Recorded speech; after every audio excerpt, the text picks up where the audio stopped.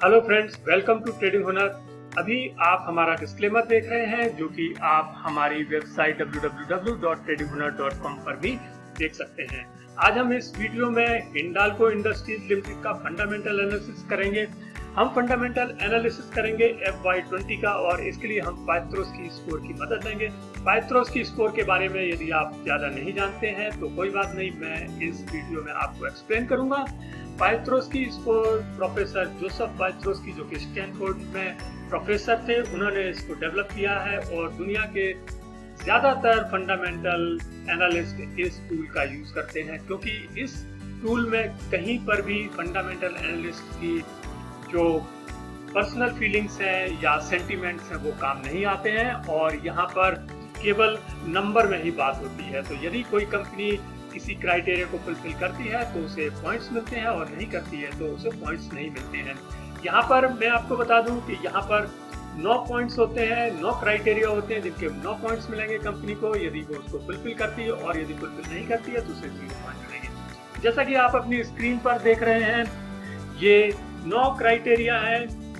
ये यहाँ पर 3 कैटेगरीज लिखी हुई हैं, जैसे कि प्रॉफिटेबिलिटी में 4 क्राइटेरिया है, लीवरेज में 3 क्राइटेरिया है और ऑपरेशनल एफिशिएंसी में 2 क्राइटेरिया है। तो हमारा ये जो एनालिसिस होगा ये 3 राउंड्स में होगा। सबसे पहला राउंड होगा प्रॉफिटेबिलिटी का जिसमें 4 क्राइटेरिया है। आइए शुरू करते हैं और देखते हैं ये एनालिसिस।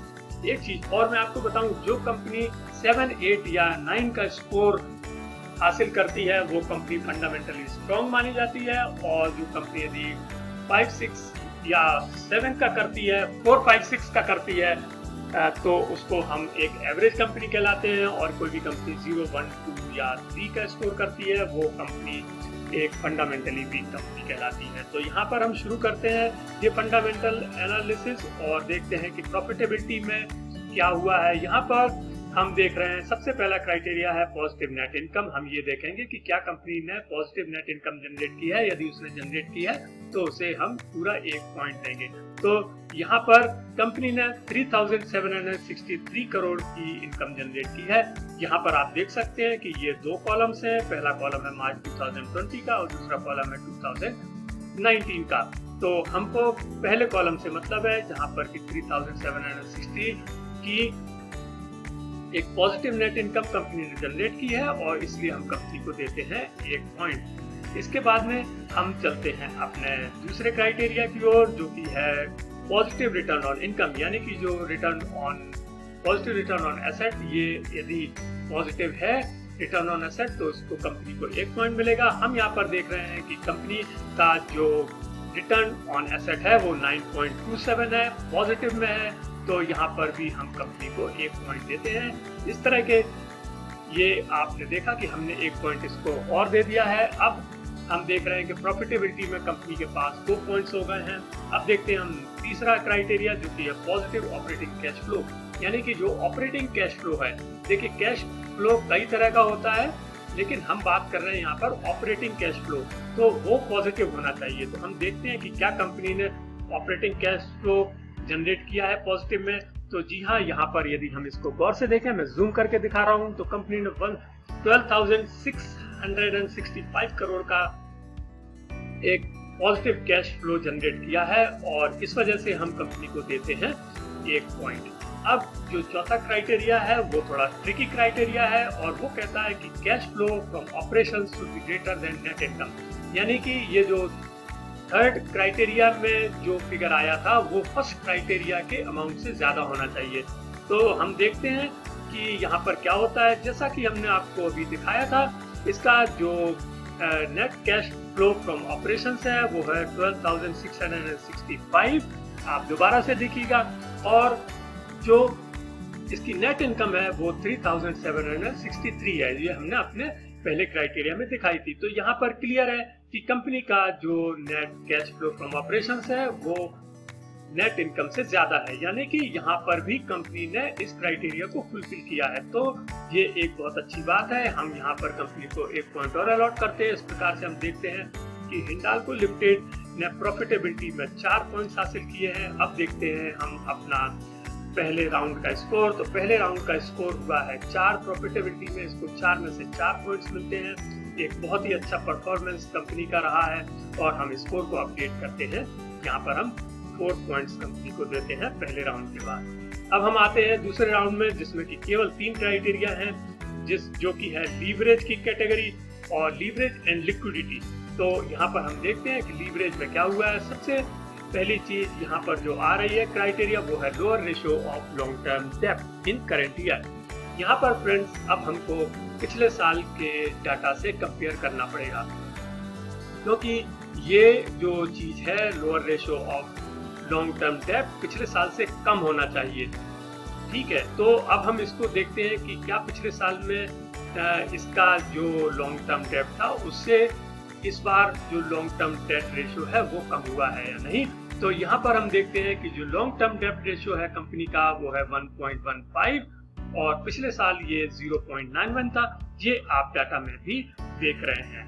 ठीक है, तो यहाँ पर कंपनी का जो डेब्ट टू इक्विटी रेशियो है वो कम नहीं हुआ है, इसलिए ये क्राइटेरिया कंपनी ने फुलफिल नहीं की है, इसलिए हम कंपनी को देते हैं यहाँ पर 0 पॉइंट। अब हम आते हैं higher current ratio in current year, यानी इस साल में इसकी जो करंट रेशियो है वो पिछले साल से ज्यादा होना चाहिए। तो क्या है यहाँ पर, इस साल करंट ईयर में इसका करंट रेशियो है वो 1.78 है, जबकि लास्ट ईयर ये 1.60 था। यहाँ पर आप डाटा में देख सकते हैं 1.78 और 1.60। तो यहाँ पर कंपनी ने क्राइटेरिया को फुलफिल किया है और इसलिए हम कंपनी को 1 पॉइंट देते हैं।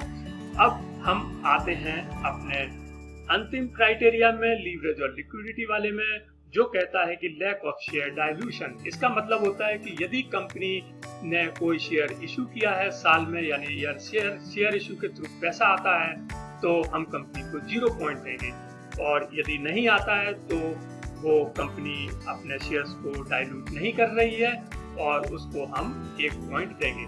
तो यहाँ पर हम देखते हैं, हमने इसका जो cash flow from financing activities है वो यहाँ पर हमने डाउनलोड किया और देखा कि यहाँ पर कहीं भी कोई भी अमाउंट इस तरह का नहीं है जिसमें कि इक्विटी शेयर से पैसा कंपनी के पास आया हो, यानी कंपनी ने अपनी इक्विटी को डाइल्यूट नहीं किया है।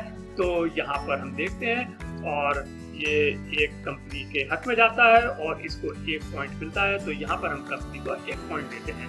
इस प्रकार से हम देख रहे हैं कि लीवरेज और लिक्विडिटी वाली जो कैटेगरी है उसमें कंपनी ने 2 क्राइटेरिया फुलफिल किए हैं और इसको मिलते हैं 2 पॉइंट्स। और अब हमारा स्कोर जो सेकंड राउंड के बाद में हो जाता है 6। तो यहाँ पर अब हमारे पास केवल एक कैटेगरी रह जाती है जो कि है ऑपरेशनल एफिशिएंसी की, जिसमें कि 2 क्राइटेरिया हैं। देखते हैं कंपनी उसमें किस तरह से परफॉर्म करती है। पहला जो क्राइटेरिया है ऑपरेशनल एफिशिएंसी का वो है हायर ग्रॉस मार्जिन, यानी पिछले साल की अपेक्षा जो ग्रॉस मार्जिन या ग्रॉस प्रॉफिट रेशियो जिसे हम बोलते हैं वो पिछले साल से ज्यादा होना चाहिए। देखते हैं कंपनी का किस तरह से रहा इस बार परफॉर्मेंस। तो यहाँ पर जो मार्च 2020 FY में इसने 13.11% ग्रॉस मार्जिन हासिल किया है, जबकि लास्ट ईयर ये 12.74 था। ये आप डाटा देख सकते हैं। तो यहाँ पर कंपनी ने इस कंडीशन को फुलफिल किया है और हम कंपनी को देते हैं 1 पॉइंट। अब हम आते हैं आगे अपने अंतिम क्राइटेरिया पर, जो कि है हायर एसेट टर्नओवर रेशियो, यानी कि एसेट टर्नओवर रेशियो पिछले साल से ज्यादा होना चाहिए। तो हम देख रहे हैं कि क्या है asset turnover ratio. Last year friends इसका जो एसेट टर्नओवर रेशियो था वो 85.52 था, जबकि इस साल ये कम हो गया है 69.68%। तो इस प्रकार से कंपनी ये क्राइटेरिया को फुलफिल नहीं कर पाती है और उसे हम 0 पॉइंट यहाँ पर देते हैं। तो इस तरह से हम देख रहे हैं कि कंपनी को ऑपरेशनल एफिशिएंसी में केवल 1 पॉइंट मिला है और इस तरह से जो थर्ड राउंड में ऑपरेशनल एफिशिएंसी में 1 पॉइंट लेकर के कंपनी का जो टोटल स्कोर हो गया है वो 7। जैसा कि मैंने आपको पहले बताया था कि यदि किसी कंपनी का स्कोर 7, 8 या 9 है तो वो कंपनी फंडामेंटली बहुत ही स्ट्रॉन्ग होगी। यहाँ पर मैं एनालाइज करना चाहता हूँ कि कंपनी ने प्रॉफिटेबिलिटी बहुत अच्छे से किया है इन्होंने, और इनका जो बिजनेस है या जिसे कहना चाहिए सेल्स, प्रोडक्शन और मार्केटिंग इन्होंने बहुत अच्छी की है। जहाँ तक लीवरेज वाली बात है इसमें भी इन्होंने बहुत अच्छा किया है और यहाँ पर इनको 3 में से 2 पॉइंट्स मिले हैं। और जो ऑपरेशनल एफिशिएंसी है इसमें थोड़ी सी फर्क आया है, क्योंकि जो इनका रिटर्न ऑन एसेट है वो उतना ज़्यादा अच्छा नहीं हो पाया है।